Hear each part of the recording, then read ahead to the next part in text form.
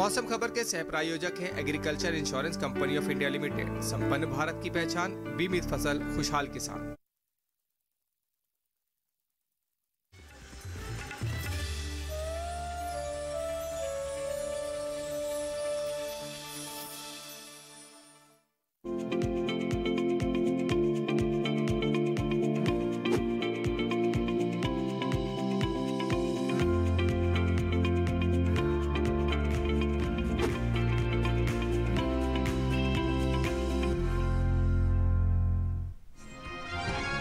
असम और मेघालय में 2 दिन काफी भारी बारिश का अलर्ट। पश्चिम बंगाल में भी कुछ जगह मूसलाधार वर्षा संभव। उत्तराखंड और उत्तर प्रदेश के कुछ इलाकों में तेज हवाओं के साथ कहीं कहीं बरसेंगे बादल। केरल में कई जगह तेज हवाओं के साथ होगी बरसात।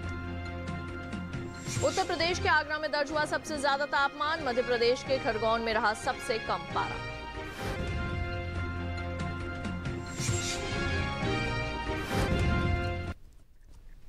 नमस्कार, आप देख रहे हैं दूरदर्शन किसान मौसम खबर में आप सभी का स्वागत है। मैं हूं ज्योत्सना टंडन। मौसम खबर में जानेंगे आगे आने वाले दिनों में कहां होगी बारिश, कहां रहेगा मौसम साफ, कैसी रहेगी तापमान की स्थिति, साथ ही किसानों के लिए कृषि सलाह भी। शुरुआत करते हैं आज की खास खबर के साथ। असम और मेघालय में 2 दिन कुछ जगह गरज के साथ काफी भारी बारिश का अनुमान। अरुणाचल प्रदेश के कुछ हिस्सों में हो सकती है मूसलाधार वर्षा। उत्तराखंड और उत्तर प्रदेश में कहीं कहीं तेज बरसात की है संभावना। उत्तर प्रदेश और उत्तराखंड में कुछ स्थानों पर बिजली की चमक के साथ तेज हवाएं संभव। बिहार, उप हिमालय, पश्चिम बंगाल और सिक्किम के भी कुछ भागों में हो सकती है जोरदार बरसात। ओडिशा में बुधवार को कहीं कहीं भारी बारिश का है अंदेशा। तमिलनाडु, पुडुचेरी और कराईकल में भी कुछ स्थानों पर हो सकती है तेज बारिश। तमिलनाडु, पुडुचेरी और कराईकल में कहीं कहीं तेज हवाओं के साथ बिजली भी चमक सकती है। केरल और तटीय आंध्र प्रदेश में भी कुछ जगह गरज के साथ तेज हवाएं चलना संभव। दक्षिण पश्चिम और पश्चिम मध्य अरब सागर में 40 से 60 किलोमीटर प्रति घंटा रहेगी हवाओं की रफ्तार। देश के कई इलाकों में बारिश का सिलसिला जारी है। कहीं ज्यादा तो कहीं कम बरसात हो रही है। तो चलिए मौसम के इस पूर्वानुमान में जान लेते हैं कि अगले 2 दिन देश भर में कैसे रहने वाली है बरसात।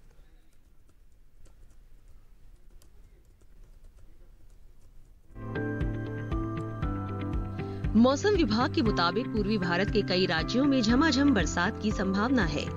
इनमें बिहार और झारखंड में 2 दिन कई जगह बारिश का अनुमान है। ओडिशा में मंगलवार को कुछ जगह और बुधवार को कई स्थानों पर बादल बरसेंगे। साथ ही 2 दिन गांगे पश्चिम बंगाल में कई जगह बारिश हो सकती है। वहीं 2 दिन उप हिमालय, पश्चिम बंगाल और सिक्किम में अधिकतर स्थानों पर पानी बरसेगा। असम, मेघालय और अरुणाचल प्रदेश में भी 2 दिन ज्यादातर जगहों पर वर्षा संभव है।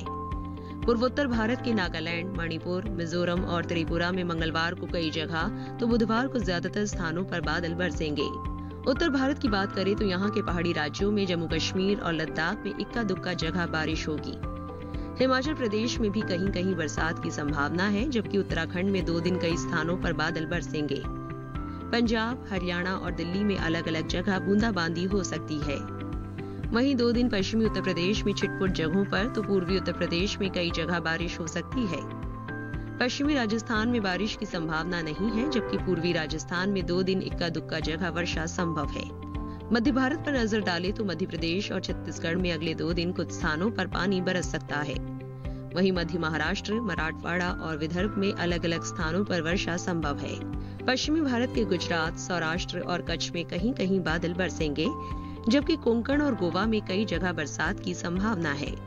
दक्षिण भारत की बात करें तो यहाँ के तटीय आंध्र प्रदेश में मंगलवार को कई जगह तो बुधवार को कहीं कहीं बारिश का अनुमान है। वहीं तेलंगाना और रायलसीमा में 2 दिन कुछ स्थानों पर पानी बरस सकता है। तमिलनाडु और पुडुचेरी व कराईकल में भी कुछ जगह बरसात होगी। वहीं 2 दिन तटीय कर्नाटक और दक्षिणी आंतरिक कर्नाटक के कई इलाकों में बारिश का अनुमान है, जबकि उत्तरी आंतरिक कर्नाटक में कुछ जगह बरसात हो सकती है। साथ ही केरल और लक्षद्वीप में 2 दिन कई जगह वर्षा संभव है। हालांकि अंडमान निकोबार द्वीप समूह में मंगलवार को कई जगह और बुधवार को ज्यादातर जगह बारिश का अनुमान है। और ये थी मौसम पूर्वानुमान की विस्तार से जानकारी। अब आइए डालते नजर पिछले 24 घंटों के दौरान हुई बरसात पर।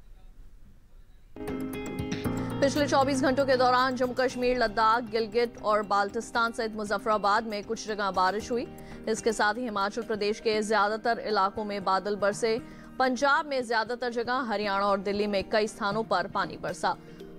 पश्चिमी उत्तर प्रदेश में भी कुछ स्थानों पर बारिश हुई। बिहार और झारखंड में कई जगह तो ओडिशा में कहीं कहीं बरसात हुई।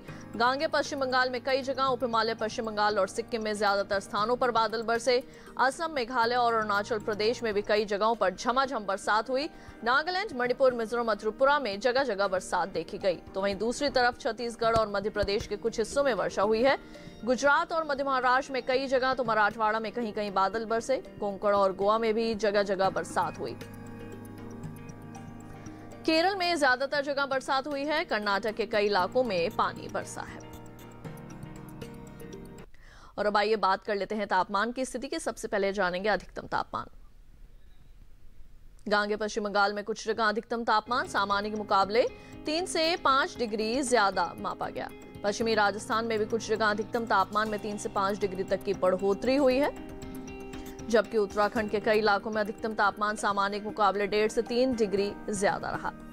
वहीं पूर्वी उत्तर प्रदेश, मध्य प्रदेश, छत्तीसगढ़ और ओडिशा में भी कई स्थानों पर तापमान में 1.5 से 3 डिग्री तक की बढ़ोतरी देखने को मिली। झारखंड में भी जगह जगह इसी तरह का अधिकतम तापमान देखने को मिला है। बिहार और असम, मेघालय में भी कुछ जगह तापमान में 1.5 से 3 डिग्री तक की बढ़ोतरी दर्ज की गई। केरल और तेलंगाना में कई जगह तो तटीय आंध्र प्रदेश में कुछ स्थानों पर अधिकतम तापमान सामान्य के मुकाबले 1.5 से 3 डिग्री ऊपर मापा गया। इसी बीच सबसे ज्यादा तापमान पश्चिमी उत्तर प्रदेश के आगरा में 43.4 डिग्री सेल्सियस रिकॉर्ड किया गया। और अब आइए जायजा ले लेते हैं न्यूनतम तापमान का। पश्चिमी उत्तर प्रदेश में कई जगह न्यूनतम तापमान सामान्य के मुकाबले 1.5 से 3 डिग्री अधिक रहा, जबकि पूर्वी उत्तर प्रदेश और पूर्वी राजस्थान में कहीं कहीं न्यूनतम पारा 1.5 से 3 डिग्री ऊपर मापा गया। मध्य प्रदेश के कुछ इलाकों में भी इसी तरह का न्यूनतम तापमान देखने को मिला है। ओडिशा, बिहार, असम और मेघालय में भी अलग अलग जगह न्यूनतम पारा 1.5 से 3 डिग्री अधिक मापा गया।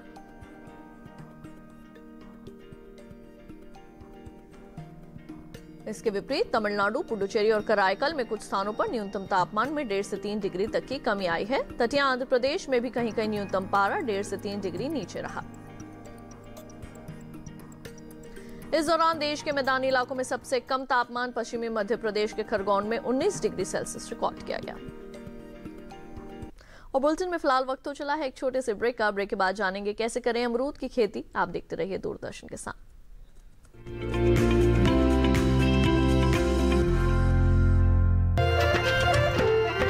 फसल बीमा से अब सुरक्षित आत्मनिर्भर बन जाए किसान। AIC के संग मौसम की मार अब नहीं करेगी तंग, नुकसान की होगी पूरी भरपाई। AIC किसान का हमराही। Agriculture Insurance Company of India Limited, संपन्न भारत की पहचान, बीमित फसल खुशहाल किसान।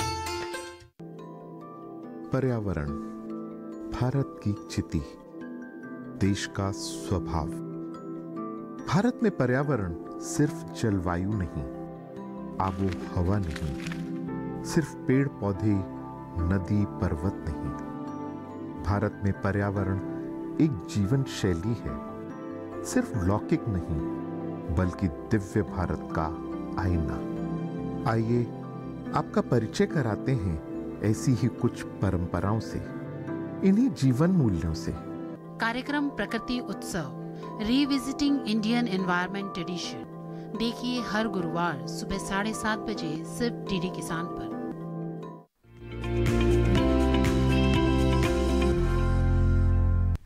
ब्रेक के बाद एक बार फिर आप सभी का स्वागत है मौसम खबर में। आइए बढ़ते हैं आगे, बात करते हैं खेती किसानी की। इन दिनों राजस्थान और मध्य प्रदेश के किसानों को खेती किसानी से जुड़ी क्या जरूरी सलाह है, जानने के लिए देखते हैं ये रिपोर्ट।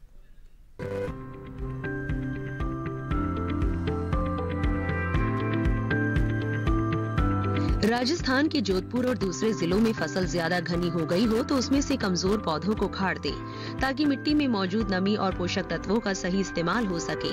ये मौसम मूंग और मूंगफली में रोग लगने के लिए अनुकूल है। इन दिनों मूंग में सफेद मक्खी और तना चूसक की निगरानी करते रहे। वहीं मूंगफली की फसल में दीमक और कीड़ों की निगरानी करें। अगर किसी तरह का नुकसानदायक कीट दिखाई दे तो विशेषज्ञ की सलाह से दवा का छिड़काव करें। जोधपुर और बाड़मेर में खरीफ की फसल को कीट की प्रकोप से बचाने के लिए लाइट ट्रैप का उपयोग करें। लाइट ट्रैप बनाने के लिए एक बल्ब को किसी खटके की मदद से पानी और कीटनाशक घोल के साथ बांध दें। जैसे ही कीट बल्ब पर हमला करेंगे तो टकराकर पानी और कीटनाशक के घोल में गिरकर मर जाएंगे। मूंग की फसल में खरपतवार नियंत्रण का काम भी करें। समय पर बोई गई ग्वार की फसल में भी तना चूसक लगने का खतरा है। मध्य प्रदेश में कपास में तना चूसक की निगरानी करें। मक्का में इन दिनों कीड़ा लगने का डर है। धान की फसल में तना भेदक की निगरानी करते रहें। अगर धान की फसल में पीला तना भेदक या उसके अंडे दिखे तो उन्हें नष्ट कर दें। फसल में छोटी तितली जैसा भूरे रंग का कीट तना भेदक हो सकता है। मध्य प्रदेश के किसान आलू की बुआई के लिए खेत तैयार करें। सितंबर महीने के दूसरे हफ्ते के बाद उन्नत किस्म के आलू की बुआई करें। ये मौसम बागवानी के लिए भी अनुकूल है। इन दिनों अमरूद, पपीता और आम जैसे फलों की पौध लगाएं। और आइए बात करते हैं आज की फसल की। अमरूद एक व्यावसायिक फसल है। इसे करीब करीब पूरे भारत में उगाया जाता है।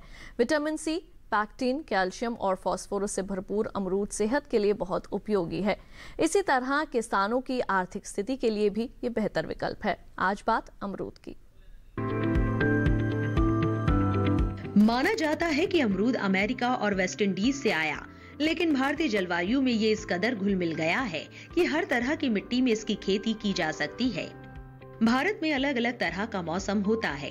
कभी भीषण गर्मी पड़ती है तो कभी भयंकर सर्दी। अमरूद दोनों तरह के मौसमों को सहन कर लेता है। उपज के मामले में आम, केला और नींबू वर्गीय फलों के बाद अमरूद का नंबर चौथा है। अभी इसकी बढ़वार का समय है। नई बढ़वार जिस पर फूल लग रहे हों, उसकी शाखा का 3/4 हिस्सा काट कर निकाल दे।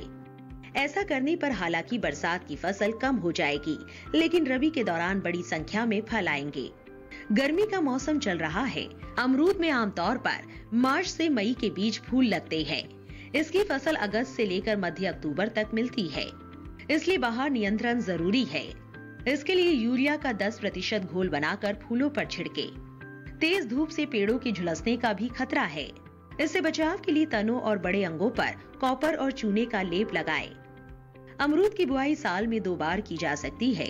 पहली बार फरवरी मार्च में और दूसरी बार जुलाई अगस्त में। जिन किसानों ने फरवरी मार्च में रुपाई की थी, वो 10-15 दिन के अंतराल पर निराई गुड़ाई करके खरपतवार निकालते रहे। और अब आइए आपको मौसम के अनुसार खेती की कुछ खास बातें बता दें। गन्ने के खेतों में पानी निकालने के बाद जरूरत के हिसाब से उर्वरक डालें। गन्ने की फसल में सफेद मक्खी की निगरानी करते रहें। भिंडी के खेत में जल भराव ना होने दें और खरपतवार नियंत्रण का काम करें। बुआई के 20 दिन बाद कद्दू वर्गीय फसलों में खुरपी से निराई गुड़ाई का काम करें। समय पर बोए गए बैंगन और मिर्च में रोग और खरपतवार नियंत्रण का ध्यान रखें।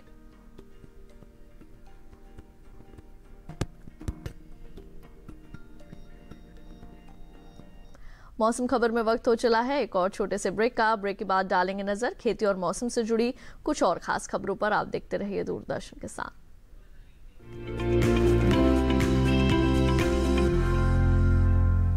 जानेंगे क्या है किसानों का हाल। हम पहुंचेंगे आपके गांव। मिलेगा सरकारी योजनाओं का ज्ञान। जब लगेगी चौपाल, देखिए चौपाल चर्चा सोमवार से शुक्रवार सुबह 9 बजे सिर्फ दूरदर्शन किसान पर।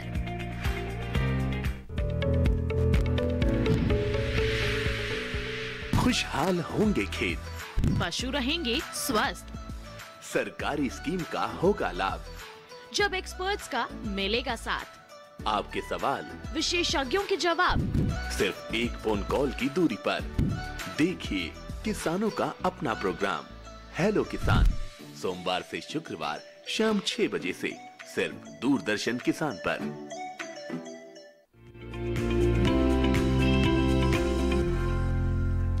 ब्रेक के बाद एक बार फिर आप सभी का स्वागत है मौसम खबर में। आइए बढ़ते हैं आगे, आपको मौसम के लिहाज से खेती की कुछ और विशेष बातें बता दें। गुजरात के नवसारी जिले में धान की फसल में उचित जल स्तर बनाए रखें। धान की बढ़वार के लिए 2 से 3 सेंटीमीटर तक जल स्तर बनाए रखें। धान की रोपाई के 20 से 25 दिन बाद जरूरत के हिसाब से उर्वरक डालें। फसल में उर्वरक डालने से 1 दिन पहले खेत से पानी निकाल दें। रोपाई के 45 दिनों तक धान के खेत में हाथों से खरपतवार निकालते रहें।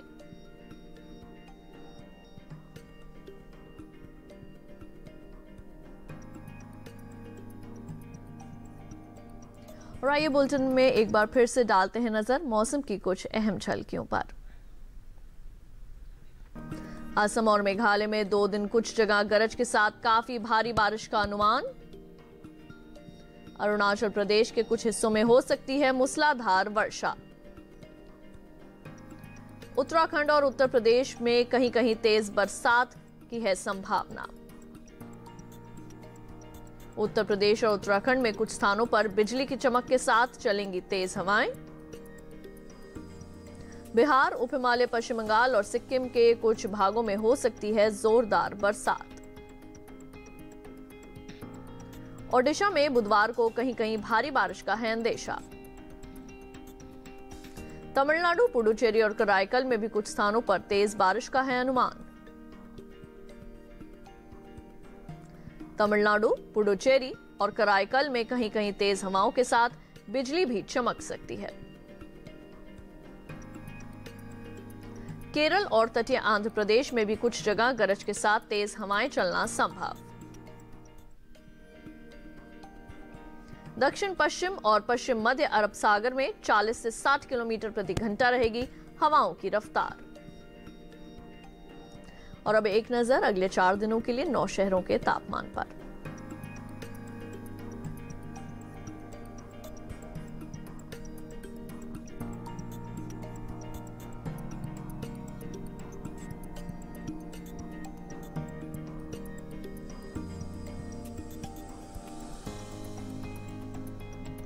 इस कार्यक्रम को आप डीडी किसान के YouTube चैनल पर भी देख सकते हैं। टीवी स्क्रीन पर दिखाए जा रहे QR कोड को स्कैन कीजिए और जानिए मौसम का हाल मौसम खबर के साथ।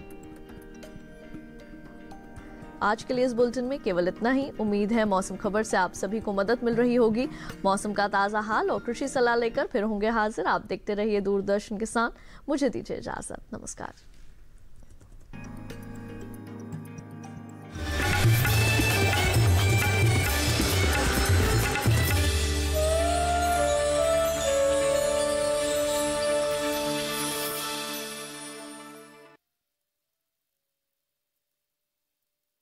इंडिया लिमिटेड, संपन्न भारत की पहचान, बीमित फसल, खुशहाल किसान।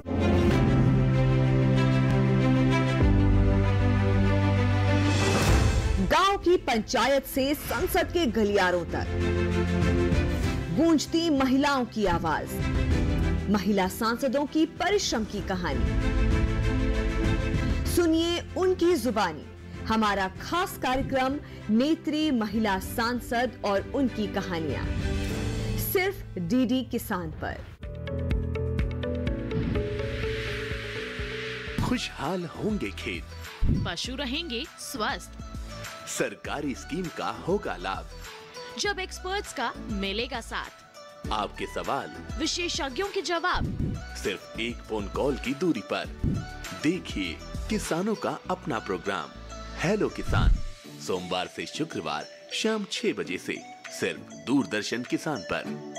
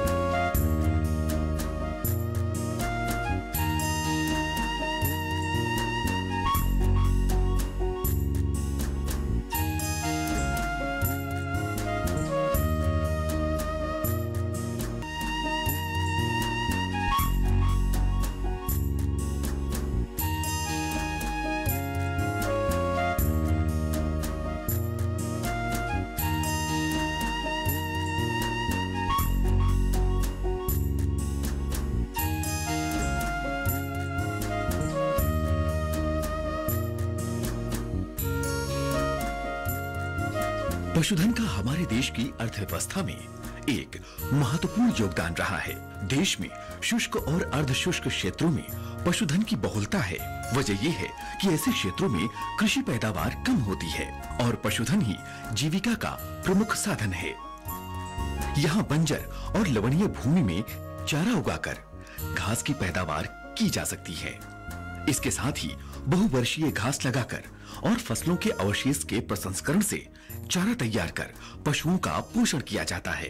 इन्हीं बातों को ध्यान में रखते हुए चारागाह और चारे की उन्नत प्रजातियों के विकास, उनका सस्य प्रबंधन और अनुरक्षण के लिए भारत सरकार ने झांसी में भारतीय चारागाह एवं चारा अनुसंधान संस्थान की स्थापना की। झांसी में इस संस्थान की स्थापना करने का मुख्य कारण यहाँ सभी प्रमुख चारा घासों का पाया जाना भी था।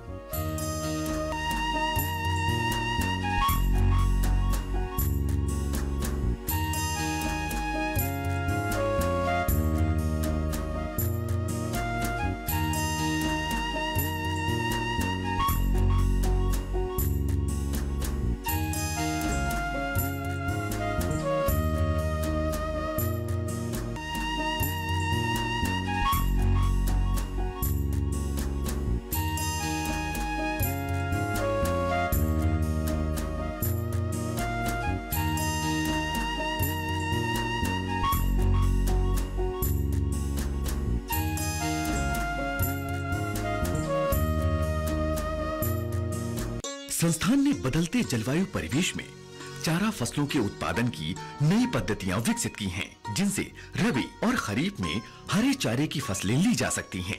यहाँ पर इंटीग्रेटेड फार्मिंग के विकास पर नवीन शोध किए जा रहे हैं। शुष्क और अर्ध शुष्क क्षेत्रों में खासकर गर्मियों में हरे चारे की कमी को पूरा करने के लिए और पोषण गुणवत्ता में सुधार करने के लिए कांटा रहित नागफनी की खेती के तकनीकी विकास की पहल की गई है। इससे प्रोटीन, ऊर्जा और उच्च जैव भार के साथ नागफनी की उपयुक्त प्रजातियों का उपयोग और पशुधन आधारित खेती को बढ़ावा मिलेगा।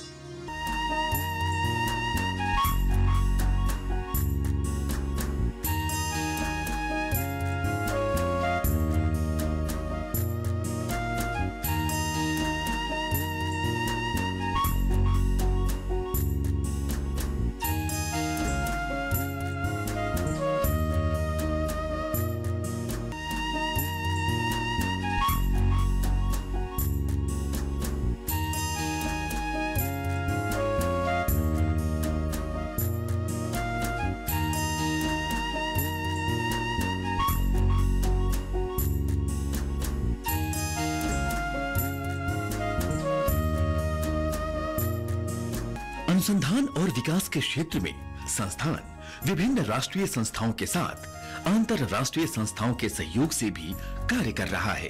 भारतीय चारागाह एवं चारा अनुसंधान संस्थान अपनी नवीन तकनीकों और प्रौद्योगिकियों की सहायता से लगातार पशुपालकों को गुणवत्तापूर्ण चारा उपलब्ध करवाने और दुग्ध उत्पादन में वृद्धि करने की मुहिम में प्रयासरत है।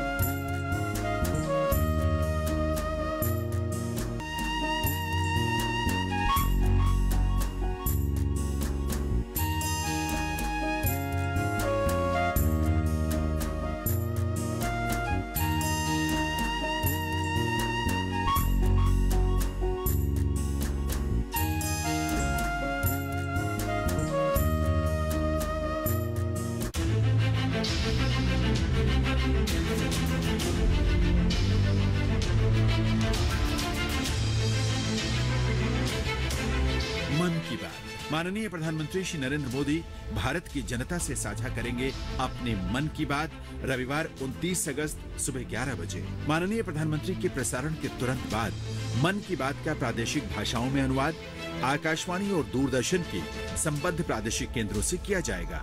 मन की बात के प्रादेशिक भाषाओं में अनुवाद का पुनः प्रसारण रात 8 बजे आकाशवाणी और दूरदर्शन के सभी प्रादेशिक केंद्रों से किया जाएगा। तो याद रखें, रविवार 29 अगस्त सुबह 11 बजे मन की बात। पर्यावरण भारत की चिति, देश का स्वभाव। भारत में पर्यावरण सिर्फ जलवायु नहीं, आबो हवा नहीं, सिर्फ पेड़ पौधे, नदी पर्वत नहीं। भारत में पर्यावरण एक जीवन शैली है, सिर्फ लौकिक नहीं बल्कि दिव्य भारत का आईना। आइए आपका परिचय कराते हैं ऐसी ही कुछ परंपराओं से, इन्हीं जीवन मूल्यों से। कार्यक्रम प्रकृति उत्सव रिविजिटिंग इंडियन एनवायरनमेंट ट्रेडिशन देखिए हर गुरुवार सुबह 7:30 बजे सिर्फ डीडी किसान पर।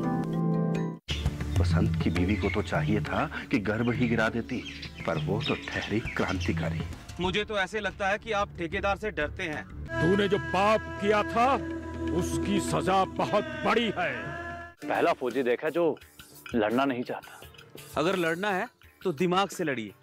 तो क्या दीवान सिंह पर पहले भी ठेकेदार ने हमला करवाया था? जनधन योजना के तहत जीरो बैलेंस के साथ खोले जाने वाले खाते इस गांव के लिए क्रांति लाएंगे।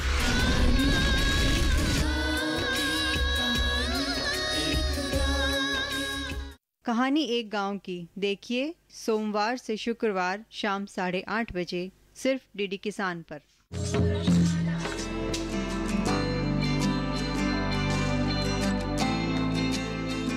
कृषि जगत के सभी रंगों को समेटता कृषि परिक्रमा। कृषि परिक्रमा हर शनिवार शाम 5:30 पर और पुनः प्रसारण हर सोमवार सुबह 9:30 पर डीडी किसान पर। हर गांव पर नजर, हर तकनीक पर पकड़, खबर मौसम की हो या हो हाट बाजार, दिखाएंगे देश की प्रमुख हलचल और खेती किसानी से जुड़ी हर बात। देखिए किसान समाचार रोजाना दोपहर 1:30 पर और शाम 7 बजे। क्या सोचते हैं वो जिन्हें चुना आपने? जो आपके हित में है उसे जाना आपने?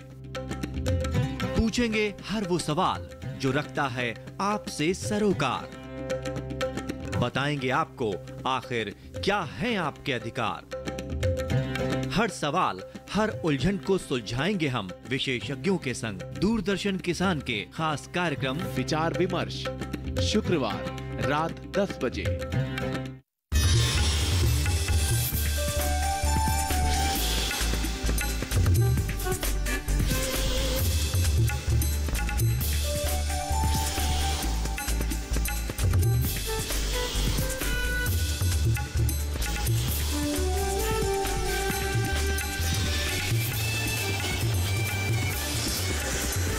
डीडी किसान, बदलते भारत की शान।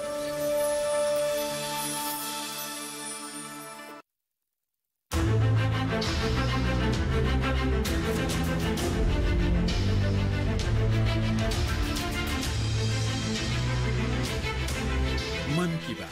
माननीय प्रधानमंत्री श्री नरेंद्र मोदी भारत की जनता से साझा करेंगे अपने मन की बात रविवार 29 अगस्त सुबह 11 बजे। माननीय प्रधानमंत्री के प्रसारण के तुरंत बाद मन की बात का प्रादेशिक भाषाओं में अनुवाद आकाशवाणी और दूरदर्शन के संबद्ध प्रादेशिक केंद्रों से किया जाएगा। मन की बात के प्रादेशिक भाषाओं में अनुवाद का पुनः प्रसारण रात 8 बजे आकाशवाणी और दूरदर्शन के सभी प्रादेशिक केंद्रों से किया जाएगा। तो याद रखें, रविवार 29 अगस्त सुबह 11 बजे मन की बात।